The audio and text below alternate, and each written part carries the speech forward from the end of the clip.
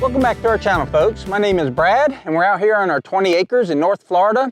And today what I hope to do by the end of this video is have water going from this well to the new house that's behind the camera. These water lines have been flushed. I flushed them already, so it's just a final hookup on the other end, about 6 or 7 feet of PVC.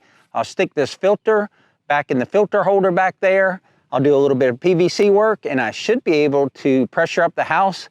It's been built for several months now, and all the plumbing and the concrete and in the walls has been air tested and signed off by the building inspector, but it's never had water in it. You really never know if water lines are gonna leak until you put water in them. So we're gonna put water in them and pressure them up and leave them pressurized today while I'm out here on the farm, and then I'll go ahead and turn everything off tonight because I don't wanna leave pressurized water to the house when there's no one here. So that's what's in store for today, so stay tuned.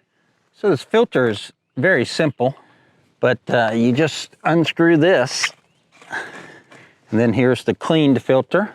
So there it is, the filter's in there. Everything is all plumbed up to the new house except for that final piece, so let's go do that now. But we've got water out there, and I flushed it. I put in a temporary pipe to flush it. I'm gonna go across that sewage pipe, and I have to double it up per the health inspector for the final inspection. And then we connect with that elbow there. That little one foot piece with the plug on it is just temporary, but it's valved up and otherwise ready to go.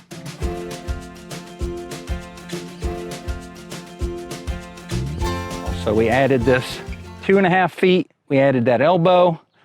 We've got that sleeve, which I'll slide over here by the septic clean out.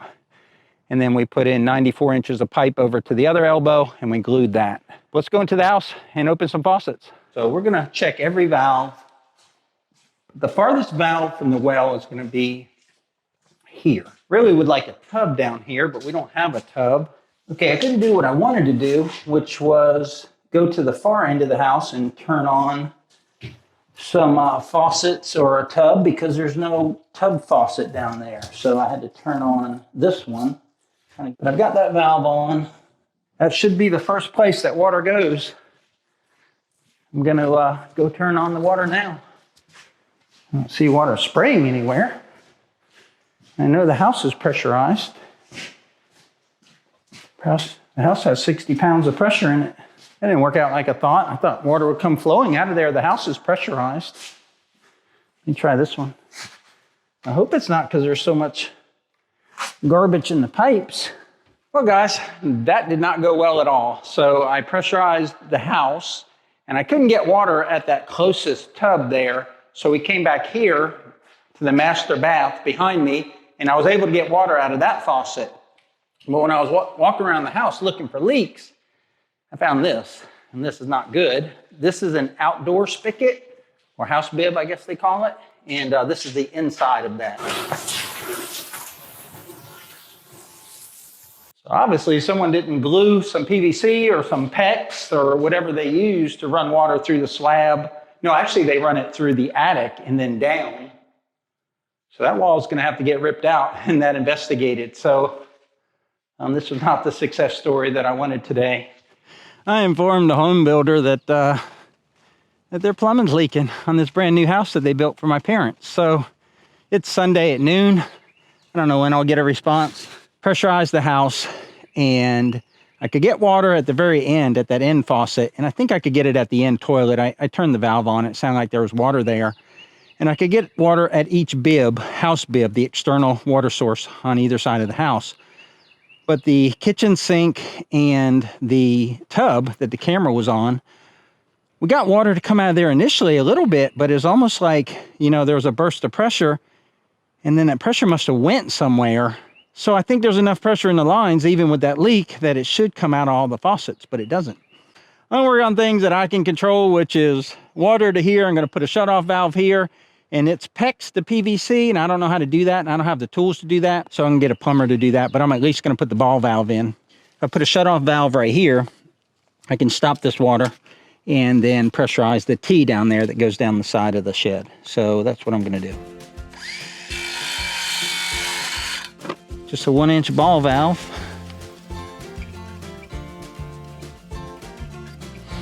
It won't be glued in, but I'll put a cap on it, and that'll just keep keep dirt and stuff from going in the end there of that ball valve.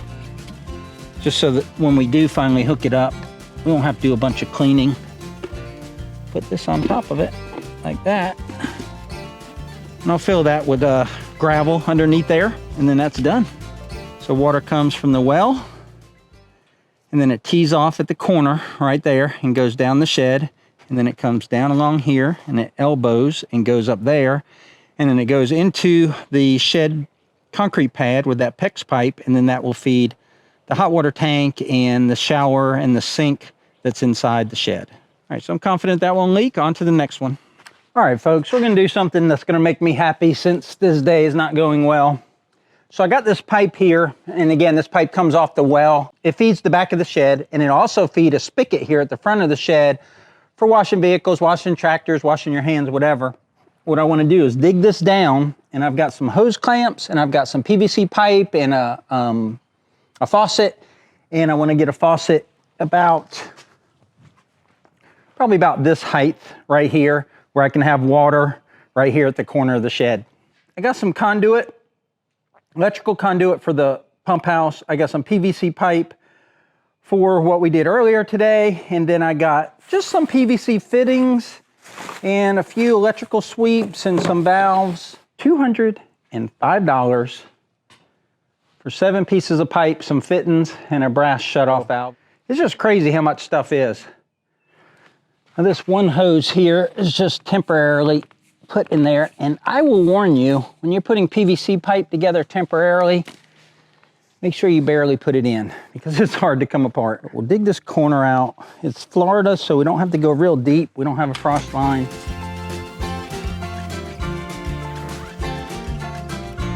But we're gonna bring a PVC pipe up and then put this on top of it. So this will go on top of a PVC pipe, and those hose clamps will clamp it to this 2 1/4 metal. You see, pipe's pretty expensive. It's about $1 a foot now. So I have some scraps left here, and a perfect size scrap here. So we're gonna connect this to the main run coming from the well.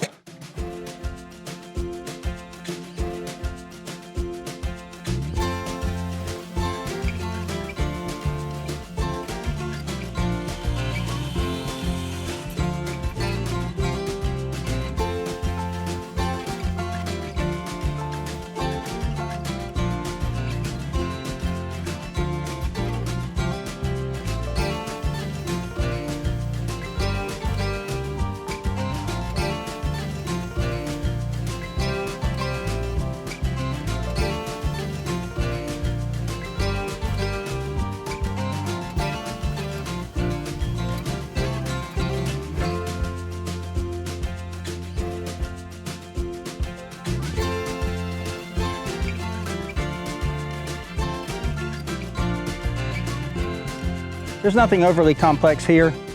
I just came up with a vertical pipe, and I used 2 stainless steel clamps to hold it on. There's one at the bottom, one at the top.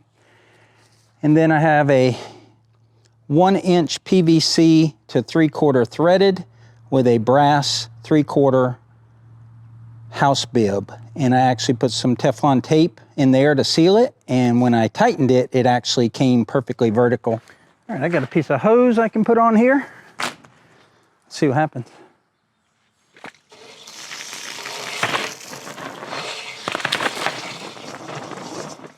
A lot of air. There we go. I'm gonna let it run for a while. I'm gonna put it in this little basin that goes to the pond. For something fun, let's trace this water to the pond.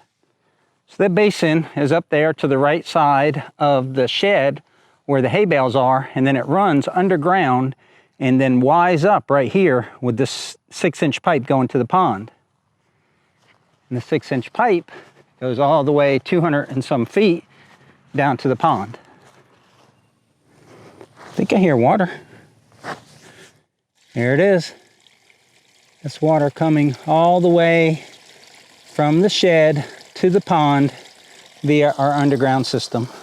But just to show you how far that water's coming to get here, all pipe that we've put underground ourselves, it's coming from the well up there, over to the shed, through pipes, down to the pond. So what I'm doing now is seeing if when the well is on and the faucet's on, if it can take as much water as the well puts out without the well building up pressure. We started around 30 psi and we're up to about 54, and the well's going to shut off, or the pump is going to shut off at 60. But it looks like with the pipe wide open, that's a 1-inch pipe going to a 3/4 hose, it's hovering right around 55. The pump is gaining on the pipe, meaning the pipe isn't taking water away as much as the pump can pump it, but I don't know if it's going to have enough to get up to 60.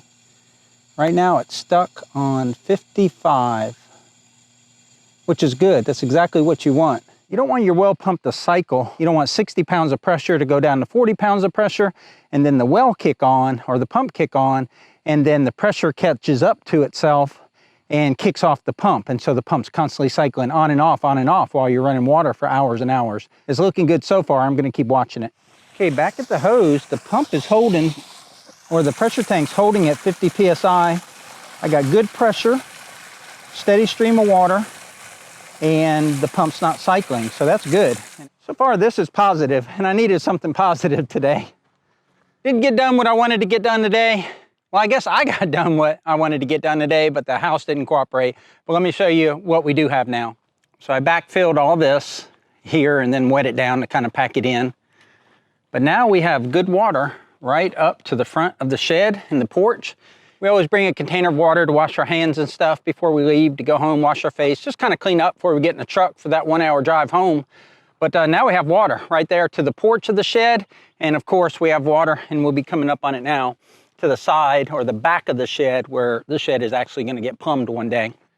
Now, I'd be lying if I said I wasn't frustrated about that house, but there is absolutely nothing I can do about it. All I can do is tell them, and they can get the subs back out here, and then the subs can fix it. But I'm really happy to have water now from this concrete pad to the shed. It's incremental progress out here, and to have those couple 100 feet of water line buried and flushed out and working, and now they've got valves on them so that they can be pressurized. So that is a win. We did make progress today on Piney Grove.